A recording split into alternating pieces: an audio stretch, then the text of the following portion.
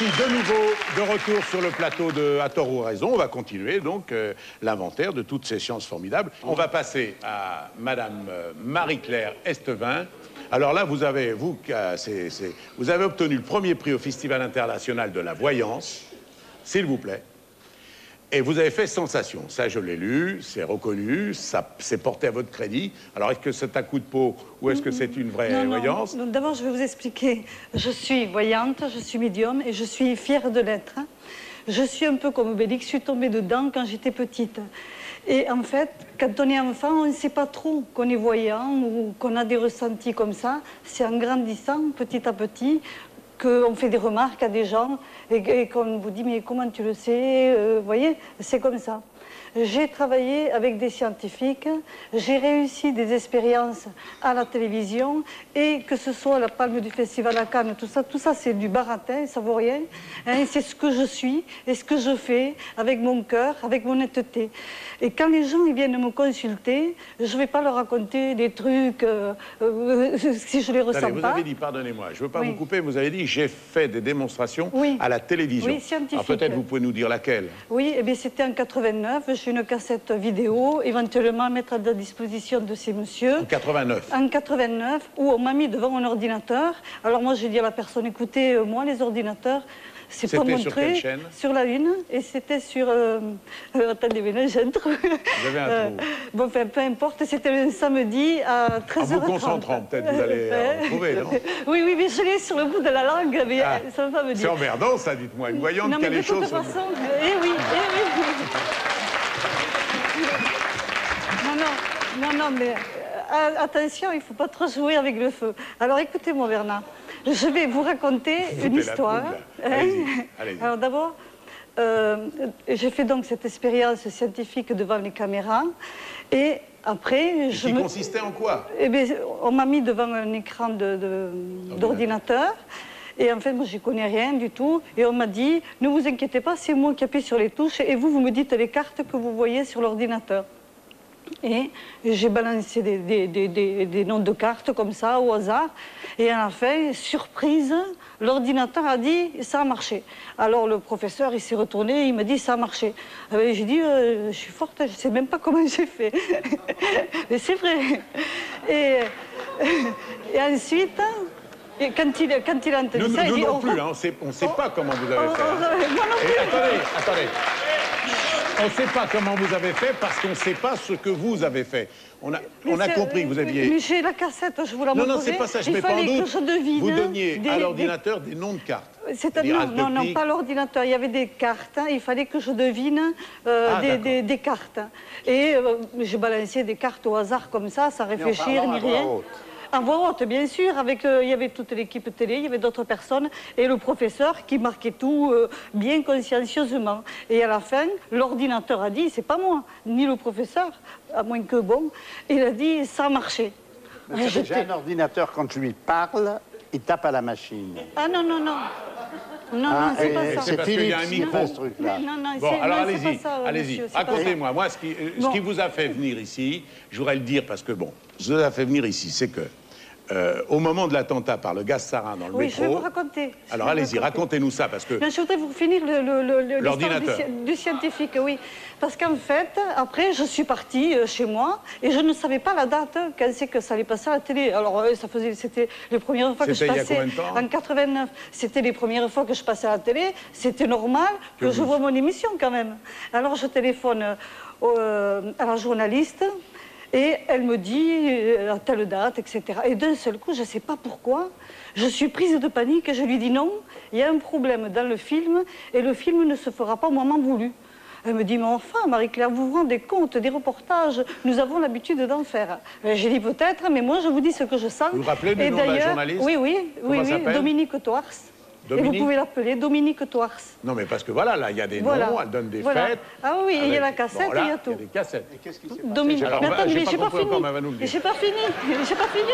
Allez-y. Vous ne me laissez pas terminer. Allez-y. Alors, je fais donc je lui dis qu'il y aurait un problème dans le film. Et voilà, elle me dit qu'elle avait l'habitude de faire des reportages et qu'en fait, elle n'avait pas visionné la cassette et qu'elle n'en savait rien. 3 jours après, elle me téléphone, elle me dit « Chapeau, Marie-Claire, chapeau, le film est inaudible, il faut tout recommencer ». Et me voilà reparti. Alors ils m'ont emmené partout, au restaurant et partout. Et vous avez refait le Et film. on a refait l'émission. Voilà. Ensuite, autre chose, je suis invitée... Chapeau. C'est quoi votre... Bah attendez, elle a une journaliste au téléphone, Ben oui. Non, mais- elle lui dit, mais la cassette, elle ne pourra pas être diffusée tel jour. Oui, oui. La journaliste la rappelle 3 jours après en lui disant, mais c'est Alors, est-ce que je extraordinaire. peux me permettre de demander à madame, Oui. dans l'émission Nous sommes, chère madame, là, je vous écoute, est-ce que vous voulez bien nous faire, là, de la même façon qu'aussi brillamment Ah ben- vous l'avez fait, ces journalistes, une prédiction quelconque?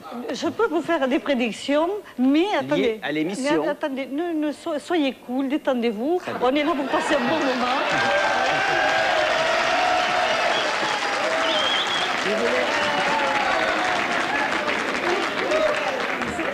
Je vais vous raconter des anecdotes parce que vous allez m'aider, parce que moi aussi j'ai un problème. Parce que je sais que je sais pas, mais je sais. Je vous demande une chose très simple. Alors, attendez. Faites la même chose Non, non, devant nous tout à l'heure, maintenant, tout à chère l'heure. madame. Tout à l'heure, j'ai pas envie. Elle Je va vais vous venir, elle va le expliquer. faire, elle va le faire, elle va le Je faire. vais vous expliquer comment je fonctionne. Voilà. Je suis pas Robocop et c'est pas parce que vous allez appuyer sur le truc que je vais réagir.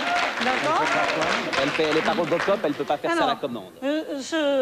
donc, Allez-y, Marie-Claire. j'ai eu un accident de voiture et à un moment donné, j'ai un pressentiment et j'ai une voix intérieure qui me dit « Va en salon de Provence voir Nostradamus ».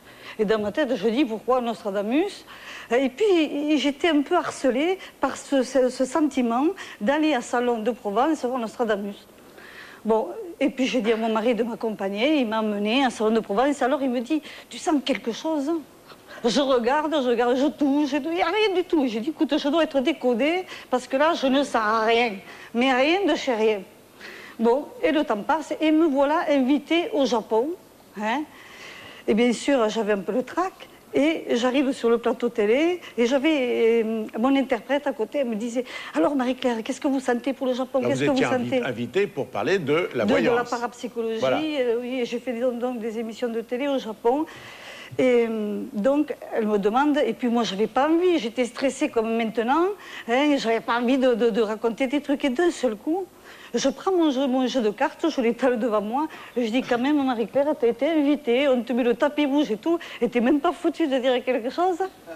Bon, alors, comme je aujourd'hui. tire... attendez. Et je tire 4 cartes au hasard, comme ça, et d'un seul coup, je suis prise de panique. Je me mets les mains comme ça, c'était en 92, et je dis, il va y avoir un attentat dans le métro à Tokyo au gaz. Ça sent le gaz. Et alors elle me dit, mais enfin... Elle me regardait comme si j'étais une extraterrestre, de dire que j'étais vraiment cinglée. Et en 95, c'est arrivé. Mais pour la petite anecdote de Nostradamus, monsieur Asano, qui m'a invitée, il me dit, vous savez Marie-Claire, c'est moi qui ai traduit le premier Nostradamus en japonais. Alors, comment vous l'expliquez? Voilà la fin. Je vais vous faire juste Allez-y. une confidence. Allez-y. Je vais vous faire une confidence. Moi, j'ai fait un rêve prémonitoire. Je ne crois pas au rêve prémonitoire. Et j'ai rêvé, il y a 10 jours, que je voyais un ami que je n'avais pas vu depuis 10 ans. Je n'avais aucune raison de rêver à lui. Et le lendemain, il m'a téléphoné. Qu'est-ce que je me suis dit? J'aurais pu me dire, en effet, comme je viens de vous le dire, que j'ai fait un rêve prémonitoire. Parce que les gens, souvent, et il y en a des millions qui nous regardent et qui disent, mais moi, ça s'est vérifié. Sauf qu'ils oublient, comme j'aurais pu l'oublier, les milliers de rêves que vous avez faits, où jamais ce que vous avez rêvé ne s'est produit. Et quand une fois ça se produit, effectivement, vous dites, j'ai fait un rêve prémonitoire, et les gens ont cette conviction-là. Avec les voyants, c'est pareil. Quand une fois la chose se produit, comme le disait M. Charpak, on oublie les milliers de fois où ça ne s'est pas produit, pour ne retenir que la fois où ça s'est produit. Écoutez, j'ai travaillé avec un autre professeur. Alors, Non. en tout cas, ce qui est clair, pardonnez-moi, ce qui est clair, c'est que par la réaction du public, on se rend bien compte que toute démonstration positive ou, au contraire, contre-productive ne déclenche chez les gens aucun changement d'avis sur les croyances. Et d'ailleurs, on a ici